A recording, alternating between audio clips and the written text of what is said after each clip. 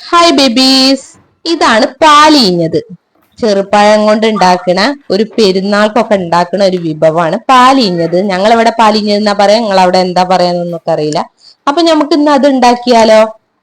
അപ്പൊ ഞങ്ങൾക്ക് ഇവിടെ അടുത്ത വീട്ടിൽ നിന്ന് കുറച്ചധികം കറുത്ത പഴങ്ങൾ കിട്ടിയിട്ടുണ്ട്. അതിന്റെ കൂടെ മെയിൻ ഐറ്റം കഞ്ഞിന്റെ വെള്ളം, തേങ്ങ, ചെറിയ ഉള്ളി. ഞങ്ങളിവിടെ പഞ്ചസാര പാത്രം കേട്ടോ ഈ കാണിക്കുന്നത്. അപ്പൊ ഫസ്റ്റ് തന്നെ കുറച്ച് തേങ്ങ, ഒരു തേങ്ങയാണ് ഞാൻ ഇവിടെ എടുത്തിക്കണേ. അതിന് കുറച്ച് തേങ്ങ എടുത്തിട്ട് ഒന്ന് പാലെടുത്തിട്ടുണ്ട്.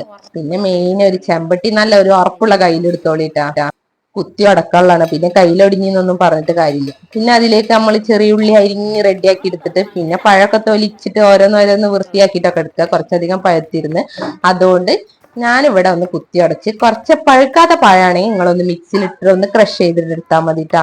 അപ്പൊ ഒരു 5-10 മിനിറ്റിന് ശേഷം നല്ലോണം ഒരു പേസ്റ്റ് രൂപമാക്കി റെഡിയാക്കി എടുത്തിട്ടുണ്ട്. ഇനി അതിലേക്ക് പഞ്ചസാരനേക്കാളും നല്ലത് ചക്കരയാണ്. അതാണ് ടേസ്റ്റ് കൂടുതൽ ഉണ്ടാവുക. പക്ഷെ ഞങ്ങൾക്ക് ഇവിടെ പഞ്ചസാര ഇല്ല.